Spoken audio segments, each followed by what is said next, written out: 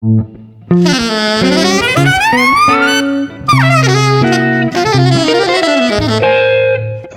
Jazz.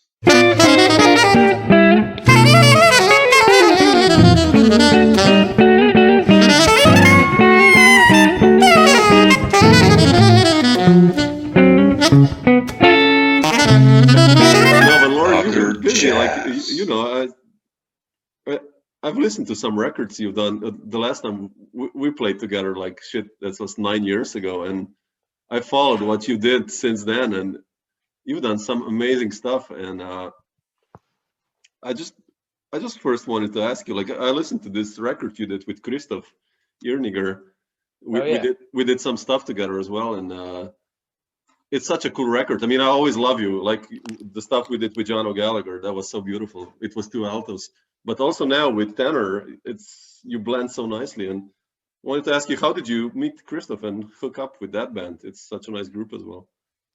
I guess I had met him in Brooklyn. He was coming for like random weeks to visit and hear music and whatnot. So Yeah, I met him there, and then he had asked me to bring my band over to play at Moods oh yeah, okay. because he was kind of coordinating like a kind of a mini festival there, and I wanted to, but then it fell apart because there just wasn't like funding to bring everybody from the United States, and you know how it is. Yeah, Um, so we kind of like kept in touch a little bit, and then he saw that I had moved to Cologne, and he was like, "Ah, this is a good time to get a band going," you know. And so he just called me, and I started going to his place in Zurich from Cologne like once a month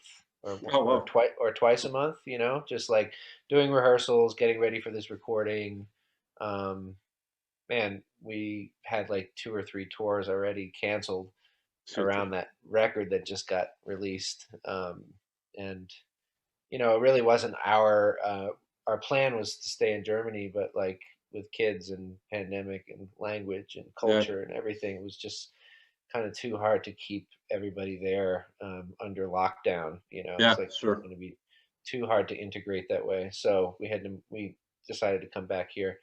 But yeah, like we just started working on Christoph's music, and you know, Zeev, the drummer, yeah, I've known him for years from New York, yeah. and now he's in Paris and Oh really? I didn't know Tel Aviv and whatever. So that. Yeah, yeah, we all just started making it happen, and then you know, Christoph made this record and started booking gigs and stuff, and I think that's going to be like the first tour that I do again is with Christoph in December. I think it's in December. I don't know. yeah. I Let's hope, man. probably will be. Yeah, probably will be. Yeah, yeah, Um, but yeah, it was a really fun project to be a part of and to um, get to know him and his playing. yeah, And obviously, we started playing enough together where we could really develop a relationship, you know, yeah, musically. And so, you know, a lot of these things happen so infrequently, you know, especially yeah, like in New sure. York, whatever. You never really get to blend and bond with the person or the people you're playing with as much as you'd like to. So this Yeah, was a pretty cool opportunity to be able to, you know, get to know him and, you know, yeah. yeah, very cool. It's nice to be in Europe as well, right? I mean, like scene-wise, it's quite cool here, so that's good. Yeah, yeah, I really Gig-wise, yeah, gig wise and travel wise, it was like Cologne was kind of the perfect super close. location. Yeah, Yeah, it was close to everything, so yeah, I really appreciated that. yeah. Speaking of horns, I wanted to ask you also that, like, around the time we played together, I think year before you did like this with the Liberation Orchestra thing, and I wanted to ask you this because I saw you guys did like this long distance recording. I think Tony sent me a link, Oh yeah. uh, and Hmm. I wanted to ask you how was like how did you become involved in Charlie Haden's Liberation Orchestra in the beginning? You know that record Time Life is so beautiful, and you play that amazing solo on that one song like with that Norwegian title. I don't know what it is like. Ut, Utling.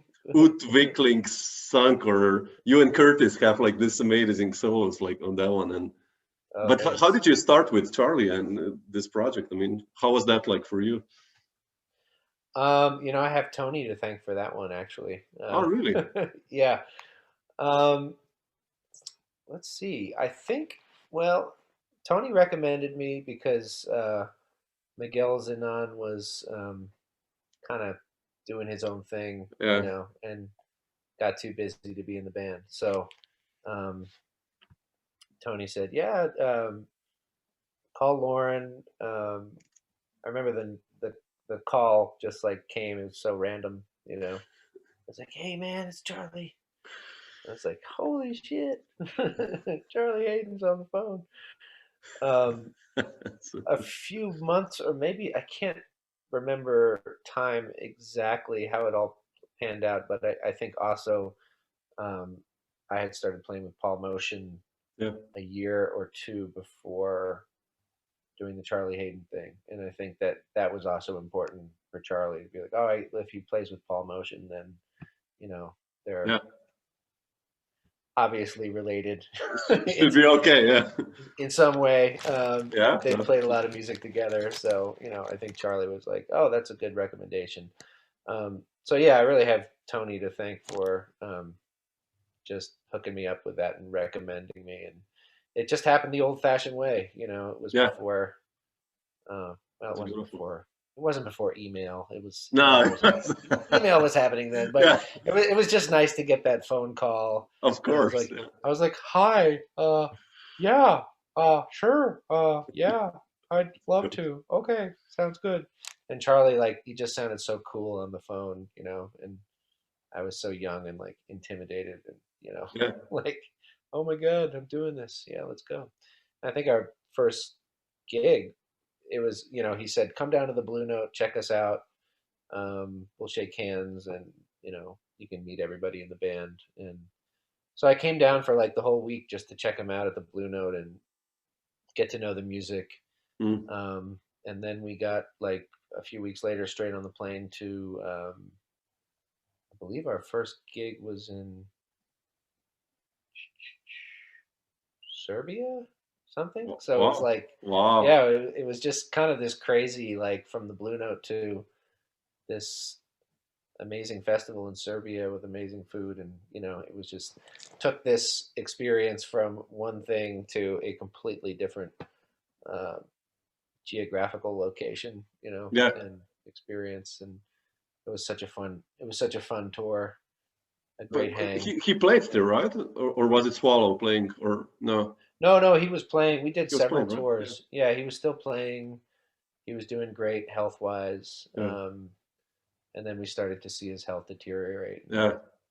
um, and then obviously passed away. And, Sure. that Yeah.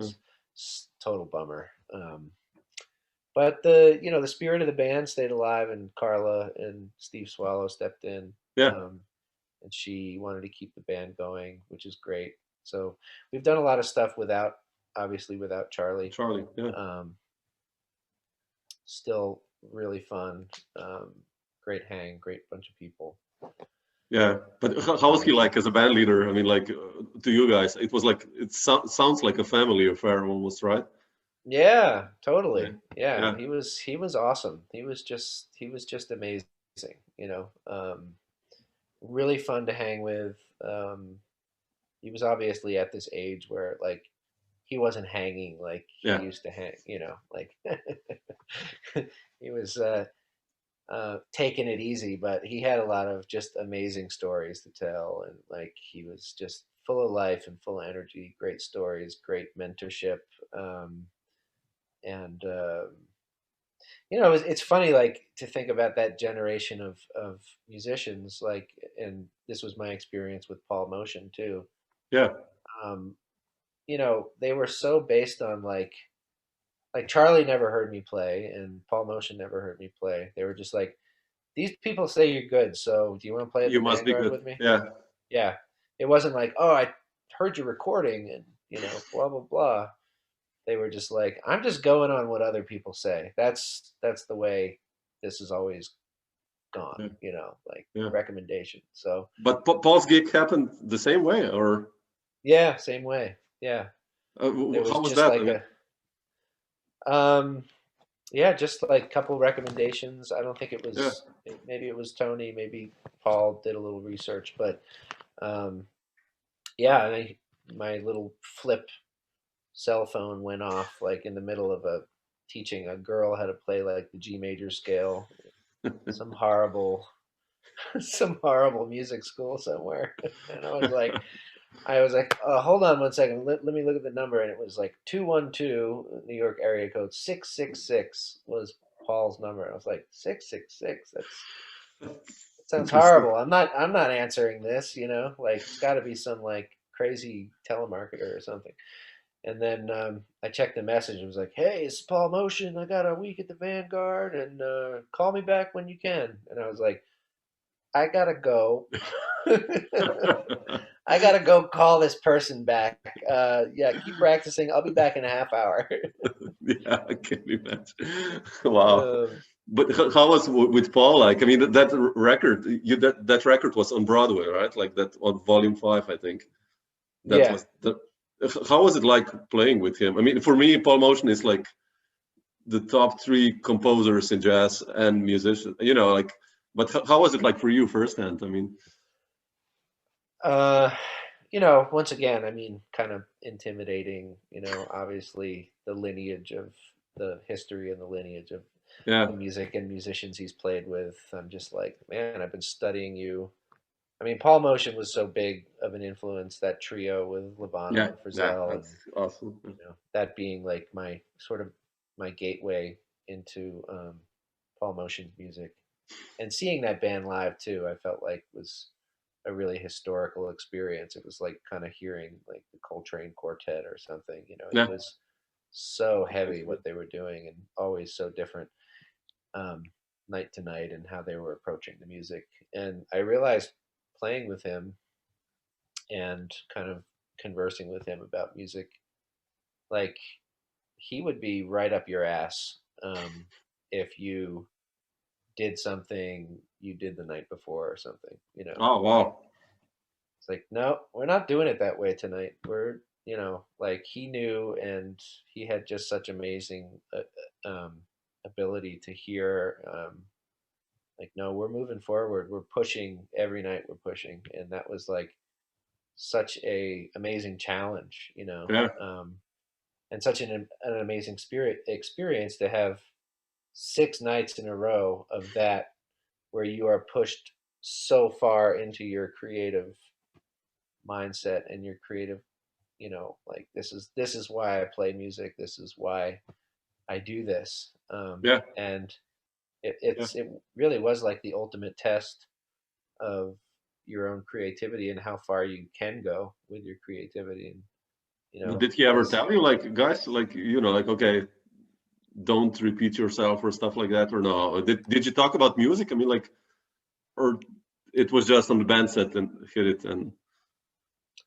yeah, it was the same thing. There was no rehearsal. It was just like, I'll send you the music a week before the gig, and then we'll just go Yeah. hit, and it was like the real rehearsal was like the years and years I had been listening to him play. Wow. He knew I knew who he was and what his music was about. So that was that was the rehearsal. It was just the checking him out, and yeah, I mean, Paul was like such a sweetheart, but also could be really intense and intimidating as well, and Yeah. he could get pretty angry, and when he didn't like something, he would just tell you, and it was there Old was no school. there was no BS. Yeah, Yeah. it Yeah. was like, I don't know if he likes me or not. Like, yeah, I'm pretty sure he doesn't like me. Like, he Yeah. doesn't like me today. Tomorrow he liked me. The next day he liked me. The next day he hated me. Like just that's sort of how it went. It's just always this back and forth of you Yeah. know, and he would just tell you how he felt, and I appreciated that. Yeah. The honesty. Yeah. Hmm. But you mentioned this trio with Lovano and Frizzell. I love that's also one of my. I mean, you know, a huge fan of Frizzell, obviously, and Paul, and that trio is just, you know, some of the best stuff ever. But like, who were like some, speaking of like these influences of you, who are some of the other players, or you remember some records that you could like highlight for you were really important jazz-wise, improvise? Oh, geez. I mean, like,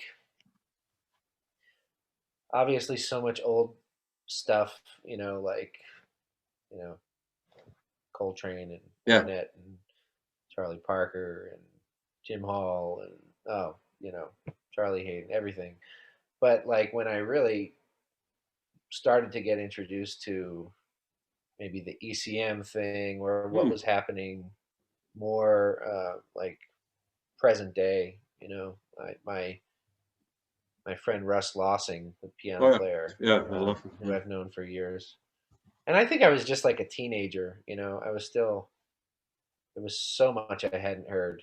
Um, and I was over at his house. He's like, "You haven't heard Paul Motian's band?" Like, and the first record he gave to me was Psalm, which was Yeah, a quintet recording. I And I was love like, that one. Yeah, "What is this? Like, this is incredible." And then from there, it just went to like Personal Mountains, Keith Jarrett. And I was like, yeah, "What is this? What is this way that they're playing?"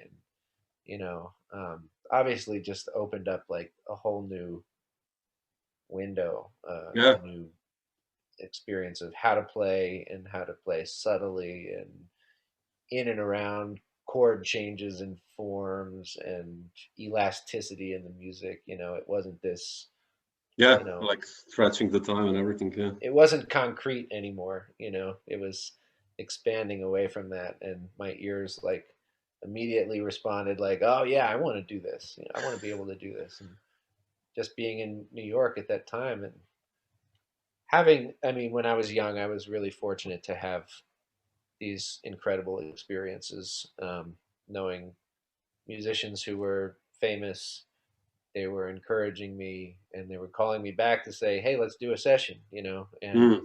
putting myself in this place that I was like so uncomfortable being in. Who But were they? Like these guys? I mean, we're talking like probably mid '90s, right, or early '90s, or kind of like that period, or mid mid 90s. '90s. Yeah. Yeah, Yeah, like 95, 96. that's when you came to New York, also, or Well, I'm from New York, you were so originally. I I didn't know. not Okay. from New York City, but just a little upstate. And Okay.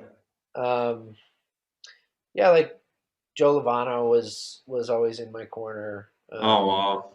But then like I met Abercrombie, John Abercrombie, who Yeah. became a really close friend, a dear friend, and a Yeah. band I mate. want to ask you about him. Yeah. And Yeah. he was like, yeah, let's play. Come over. We'll do it again. Let's do it again. I was like, John Abercrombie, really? Whoa, you know.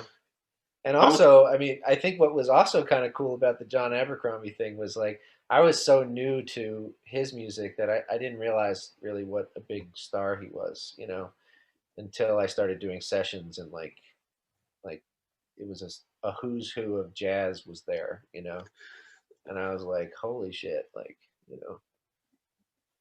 Jack DeJohnette is here, or or like, Seriously? yeah. And at first I was like, I'm not gonna play on every tune. I don't know how to deal with you guys. Like I'm just gonna sit here and just like Yeah. Let whip me my enjoy, right? whip myself, But then slowly I was playing on every tune with the guy with the cats, and Wow. yeah, it was like what an incredible way to learn. I was so in the deep end, Yeah. and I had to learn how to swim, and it just like it happened. That's how it happened. But how did you meet John? Like for me, you said like he's sure he was a star in a way, but he's like for me at least the most underrated, one of the most underrated players. I mean, musicians know, and maybe some like maybe narrow jazz audience, but for me, he's one of the best guitar players ever. But Yeah. how did you hook up with him? When does your story with him begin? Well, I was good friends with a drummer where I was living. His name is Bob Meyer, Mar, and yeah, yeah, you played with him. Yeah. yeah, and so Bob um, was like a took me under his wing when I was like 15 or so, and yeah, he introduced me to John and to Joe Lovano and Ed Schuler and Drew Yeah. Gress, and just Oh, like. okay. Then That's I started Russ Lossing and Scott Lee and Jeff Hirschfield and all these people, and then the network started growing, and then as this started to grow, then it was yeah. just kind of more sessions, and that's what that's what I miss so much about New York is just that network of like being able to play with whoever, like Yeah. if Gerald Cleaver can't make the session, then Tom Rainey's there. You're like, oh, Yeah. cool. Well, It's bizarre. Yeah, it's incredible. yeah, it really is bizarre. Where if Yeah. Tom Rainey's not there, Billy Mintz is there or something, or whoever. Yeah. And you're like, oh yeah, we're still having a great session today. Yeah. It's not going to worse. It's just like basically Yeah, going even up sometimes, or it's like really incredible. Yeah. Amazing. yeah, yeah. Yeah. I Yeah. listened to the track, Gene Bond that you did, like with John the other Oh day. yeah. And you wrote such nice music, man. They're like, the solos of John are also like incredible. Like, and those Psalms 3, 4, and all those, that's so beautiful what you wrote. It's such a nice band. Did you ever tour with this group also, like with John and the quartet, or? No, but John and I and Bob had a band together called Jackalope. Jackalope, yeah, okay, yeah. It was a trio, and that band worked a lot. Like we were probably playing a couple times a month, either in New Mm, York or we never toured, but that's like I really learned how to communicate with uh, like as a duet or as a language with someone else, as a mm, musician simultaneously yeah, playing with John because John wasn't just comping all the time, obviously.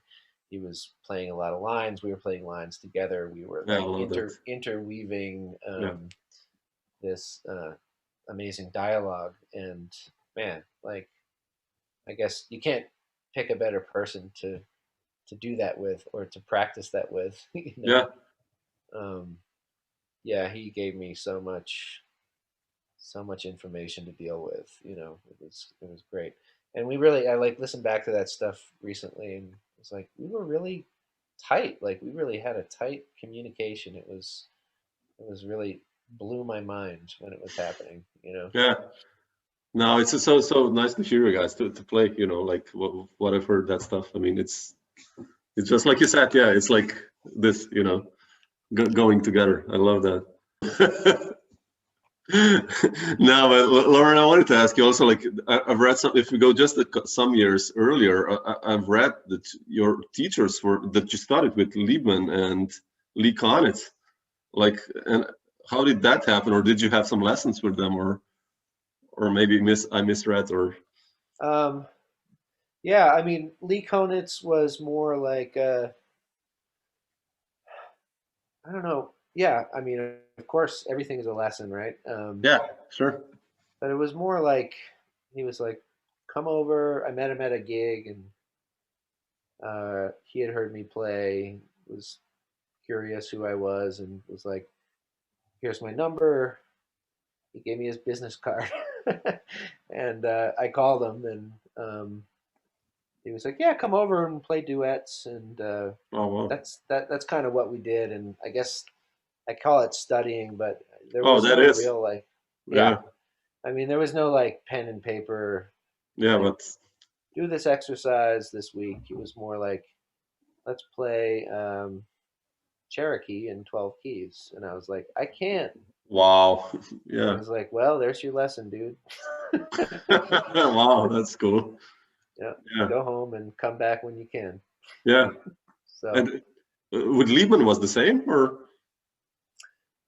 yeah, I think with Liebman it was a little more formal. Mm, Like I met him when I was a teenager, and I attended a bunch of he had these really intense week-long seminars that he yeah. did with saxophone students. So I did two or three of those. and it was like a think tank. You know what I mean? Like you just sit there like and just 8 hours a day of Liebman. Yeah, Just, that's intense. it was super intense. Yeah. He was great though, and I studied privately with him a little bit, and then we started playing gigs together. Oh And wow. we had a few bands where it was he and I, and one was with Billy Hart and Matt Garrison. Wow, seriously. Wow. Another band with Mike Formanek and Jim Black and me. Wow. Is this recorded or somewhere? I'm sure there's some weird bootleg somewhere I have out to there in check the this world, out. but yeah, but Wow, man, this I one don't know. I've with never Jim heard it. Black and Formanek, man. Oh, I'd love to hear that. I think I heard the one with Billy Hart. Really? Yeah, but Wow, that sounds awesome. yeah, so yeah, it kind of went from student teacher to teacher apprentice. I don't know Yeah, what it kind of was. thingy. Yeah, Bandmate thingy. Yeah, yeah. Wow.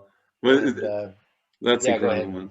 No, I just wanted to ask you, like, because at that time, like late '90s, you also did. I listened to Cosmos, right? Yeah, This was your debut, and you were what, 16 then? yeah. Man, how did that happen? Because you sound fucking amazing on that one. It's like, first of all, the Oh, tunes, like, you wrote some amazing music, like Delirium and Wishbone and that stuff. It's, I listened to the other day and I was like, Jesus, man, that's a that's a really cool record. How did that one happen, and how was it for you, like being a teenager doing that stuff? And uh, yeah. I mean, I think the one thing you have to be careful of when you're a teenager, and obviously in my case, I was talented, and it's like you don't have the perspective when you're a teenager to realize yeah, that this is going to be out there in the world forever. You know. yeah. So when I listen to that record, I'm like, oh wow, that's really me when I was 16. Really, well, I love it. I think the Oh, interplay okay. is really Yeah. good. I mean, okay, of course, now and then you sound different and better. Of course, you get more mature, but still, it's really good. I mean, you Oh, know, thanks. Yeah, that's nice to hear. So yeah, I mean, the way it happened was this guy Bob Meyer, the drummer. yeah, He was like, "Let's," and I had met Joe Lovano at that point, and Lovano was saying like, "You should make a record," and so we made this record. We just went into Michael Broby's studio in mm, Brooklyn and mm, like did a 6 hour day or 8 hour day or something and recorded it. And then Lovano said, I'm going to give it to Flavio Bonandrini at Soul Note yeah. Records. And he did that. And I came home from high school one day to like, Shit, man. I pressed play on my answering machine and it was like, hey, this is a Flavio Bonandrini. Yeah, I want to make a record. I was like, oh, cool, wow. Oh, And shit. I was, obviously like super psyched and, like, and Yeah, I was also getting to know the Soul Note label because what did I know when I was 16? I didn't know anything. yeah, And I was looking at the catalog just being like, oh my God, like everybody's been on this label. yeah. And so it was really flattering That's and cool. And, that's incredible. but yeah, like I was saying, I mean, I listen to it now and I'm like, ugh, ugh. No, I don't know. I look at it from other perspective. When I was 16, I played Red Hot Chili Peppers. I wish I could play like you. It's like, or I started with G major, like you said, before, like, and then there you are with 16, and burning with Russ and Scott Lee and all those guys. It's just like, come on, it's amazing. I still think, Oh, thanks. yeah. But was I'll this have to go also? listen. Yeah, No, go you ahead. have to listen to it again. But I like, have to listen to it again. Yeah, I gotta. I don't know. I always shy away from that one. Yeah, yeah, I would imagine. I mean, but yeah, I don't know. I kind of like it. So maybe it's just me, different perspective or something. But Yeah. was this also? When did you? I wanted to ask you. Like, you then go to Europe the first time as a band leader. Like, was it like in around that period or like later? Oh, I've only been to Europe as a band leader really like a few times, maybe Hmm. 2 or 3 times. And when was the first time? Like, as a sideman or? As a sideman, yeah, I've been a lot to Europe, but yeah, not as a band leader, just Hmm. because Yeah, it's heavy. Yeah. it's hard to book a tour, and I don't know. Yeah, I I know what just you mean. I know what you mean. I'm like, I just want to practice. I don't want to book a tour. I know what you mean. But as a sideman, what was your first European gig? Like, with whom was it? I mean, do you remember? I think it was with an Icelandic piano player named Suna Oh yeah, I know Gunnlaugs. her. Yeah, You yeah. know her? You Okay. played it. Oh wow, okay. And with Scott McLemore, the drummer, That's probably. Scott McLemore. Yeah, yeah. Oh And wow. she was booking a lot of tours in Europe. Um, and so Tony Malaby was in her band, and Oh then wow. Tony left, and then I replaced Tony. So and I think Tony recommended me for that one too. So Man, I think you should give Tony a call like after you know, this. I owe Tony at least like 20%, 20% of nothing.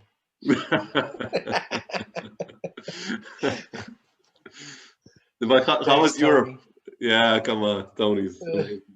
But how was Europe for you like the first time? How did you experience it?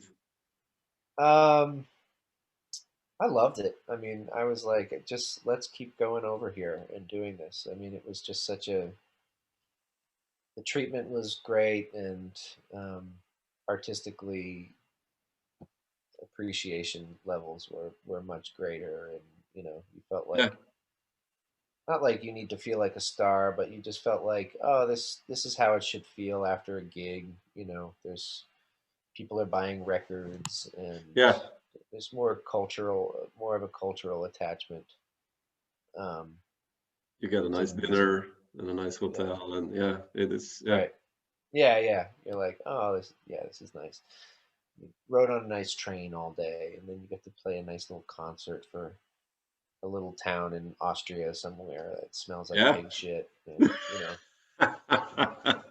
True, what's true? Come on. and nobody knows really what jazz is in this little town, but like everybody from the town has come out because Yeah, it's been advertised for like 4 weeks, and they're like something to do, and they all bought a record at the end of the gig, yeah. and you're like, this is great. These are kind of the audiences that I really like reaching out to.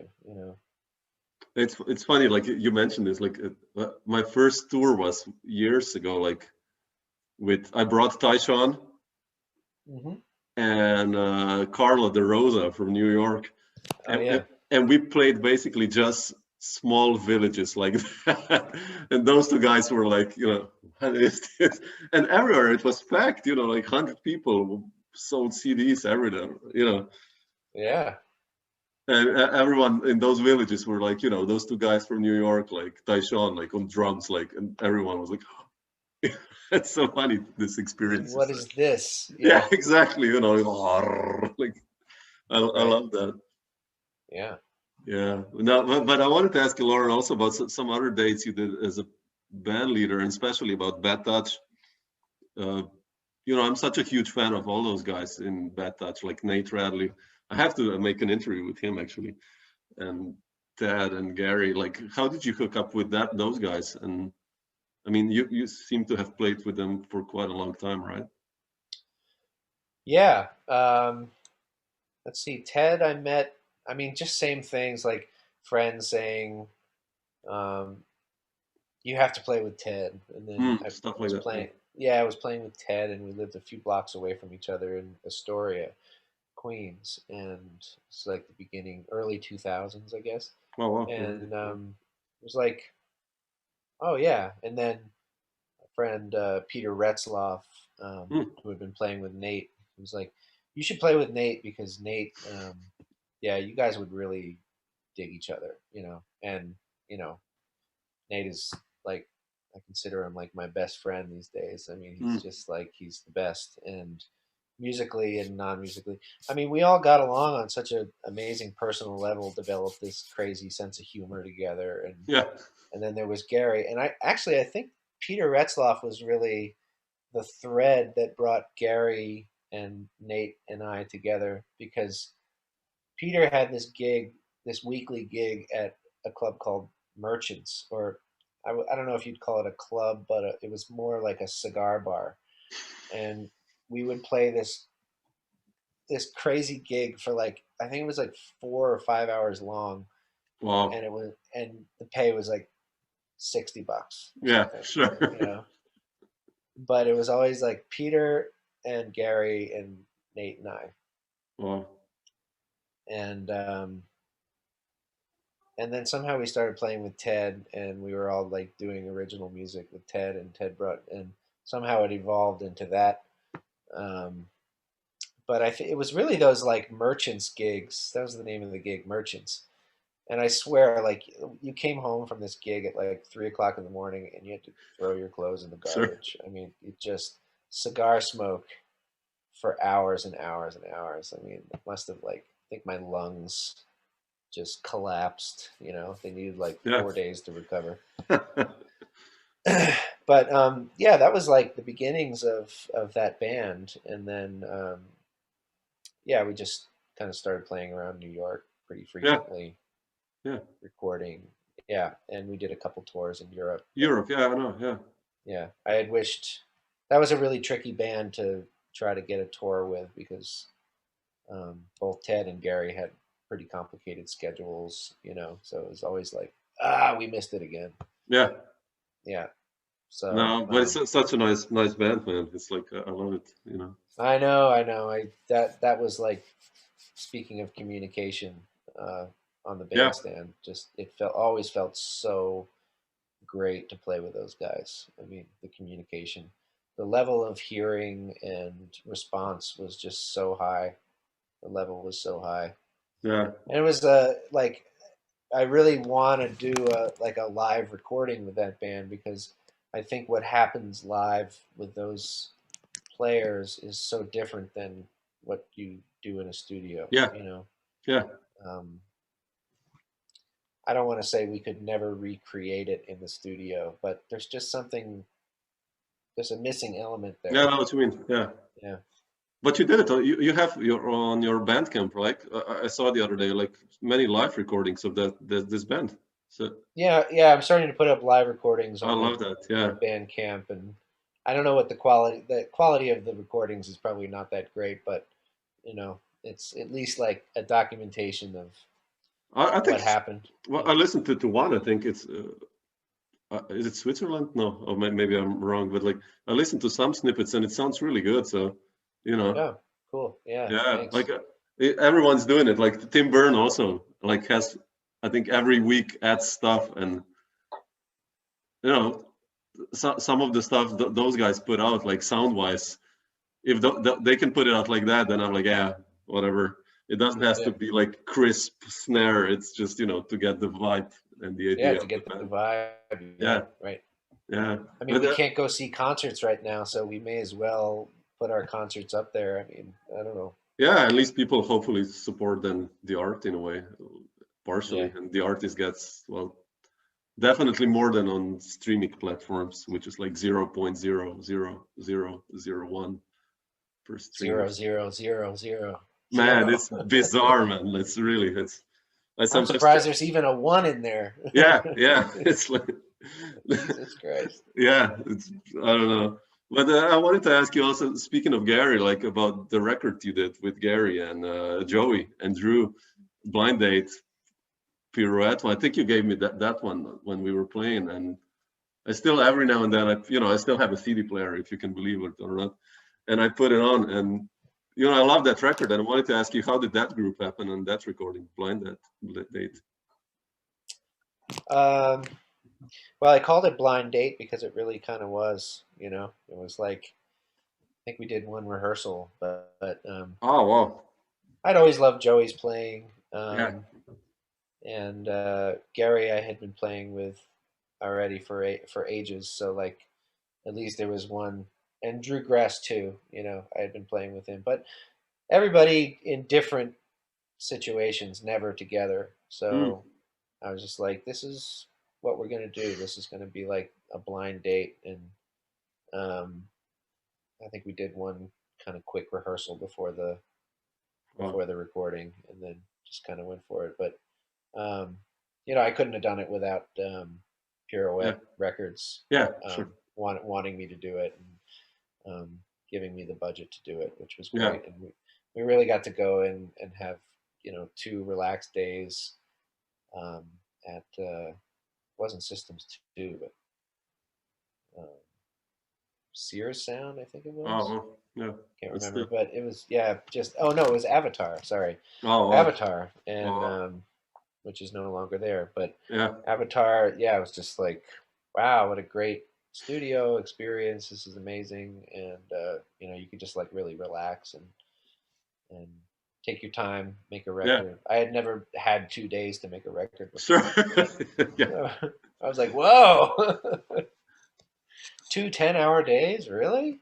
Yeah. Uh, Like you could make 4 albums in there. make 4 albums. Yeah. Yeah. Do you enjoy those situations, or like being a band leader, like still, let's say now, or even then, let's say you had Drew and Joey, like amazing, and Gary, like how do you deal with situations being a band leader? Like, do you feel like a pressure, or is like really comfortable for you? Um, I got more comfortable with it. I hated it at first. I hated being the one directing other people, and I think what you have to realize about the whole process is that you're hiring people for who they are creatively, Yeah. and if you're telling this person who does this thing that's really special what to do, that might be your first problem True. Yeah. as Yeah. as a band leader. Yeah. Exactly. Yeah. What am I going to tell Joey Barron to do? You know, all I want him to do is be himself Yeah. and use his ears and respond and be the creative, awesome musician that he is. Yeah. Um, That's beautiful. so I think, like, I don't know, going back to being 16 and making your first record and being like, this didn't go right. This didn't. No, I didn't. Didn't. My expectations weren't Yeah. met. Um, Shit. Yeah. I guess what the whole process is like learning how to get rid of your expectations and be pleasantly surprised by what happens Yeah. in the moment. Um, and that's why live playing is so great because it's just happening, and Yeah. there is no take two. It's just you got to live with it, Yeah. and love it, and learn to love what you did, or at least like what you did. No. Yeah. That's right. Yeah. um, Yeah. so yeah, I think I got a lot more comfortable being a band leader, and then especially like more comfortable when I got to be a band leader with good friends, Yeah. That makes it easier. Yeah. who also were more like collaborators than me being a band leader. And Yeah. a lot of the times, like with the band with Ted and Gary and Nate, like we'd try to get together for rehearsals, but we'd always end up like not rehearsing Yeah. Yeah. Sure. But that's and that's that's fun. hang and just hanging out and like. But then somehow like that meant more than a rehearsal in some ways. That we Yeah. were just like we were hanging and having fun and goofing off and like yeah, I don't know. It always brought something more to the music. Definitely. Yeah. Yeah. That's beautiful. I Okay, mean, not to say that we did yeah. rehearse too. I mean, No, no, sure, sure. Of course, you can hear it, man.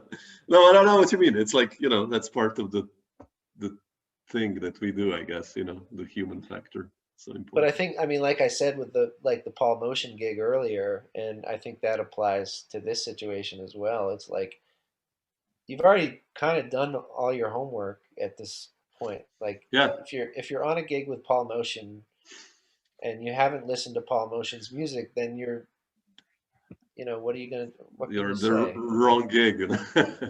You're on the wrong gig. Yeah. Yeah. No, but I wanted just to ask you this, Loren. Like you mentioned, you of course you call Joey Barron because you know who Joey Barron is, and did you then also approach writing music in this way, or still do? That I don't know, you will have Nate Radley play this or whoever, or do you just like write music? You come up with an idea and just write out a composition. Like, how do you usually approach this? Yeah, I mean, I think for the Blind Date record, I was definitely thinking about who was going Yeah, to be playing it for sure. Yeah. Um, but sometimes you don't really have a choice. Sometimes things just happen, and you're yeah, like, okay, and it's always fun to play a piece of music with different combinations of people just to yeah. hear like what are the differences in the way people are approaching things, and compositionally leaves you open to revision, I guess, or Yeah. Do you do that or a lot, or oh yeah, totally, yeah? yeah, Oh, yeah. wow. I mean, that's another thing to go back to talking about expectations, especially as a composer. Um, I don't know. I've become so detached from my own composition. It's like Mm, I write it, and then now it's like whatever happens with it is going to be its own cool. Yeah. creation and its own experience, depending on who is playing with it and playing it, and just the process of being able to let go and be That's okay so with it, important. because Yeah. there have been a lot of situations musically that I've been in that are just so tightly wound in terms of like, no, it's got to be this way. That's what I wrote. It's this, this is what's on the paper. So it's like, well, that's where we get into like, well, why did you hire me? Yeah. Yeah. Yeah. Why didn't you hire this other person who does that better than me? Yeah. For instance. Yeah. Um, yeah. So I try not to like get in other people's way, I guess. Like once the composition is done, it no longer is your composition. Yeah. It's just Makes like sense. Yeah. give it away. It's out You there. know, Yeah. it's out there. Yeah. But do you spend a lot of time writing like a tune? Like, I don't know. Like, I listened to the Bad Touch Going Public the other day. You wrote this tune GNU or GNU, and Yeah. I love what you do there, like that rhythmic displacement, and like I don't know, I love that one. Like, how much time do you spend on a tune, let's say, or like? Sometimes no time at all, or sometimes it becomes a labor. Yeah, So I don't know. There's no real good way to answer that question. I guess it just depends on how you're approaching it, or if you hear the like some of my songs compositions I've just heard in one big chunk, like beginning to end, write yeah, it down, and like GNU I think was one of those songs yeah. where it Oh just wow, like maybe didn't take me any more than 15 or 20 minutes to write that tune. I love that. But Yeah, then some of the other things like on Blind Date yeah. maybe took me like a year. Wow. So yeah, I still really like writing on pencil and paper, and making sure that I'm thinking I'm thinking about what I'm doing before it gets into the computer, if it does go to the computer at all.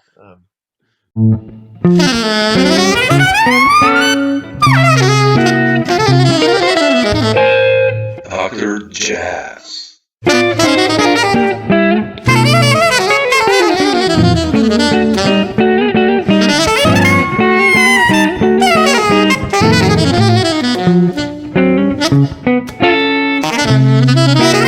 Dr. Jazz.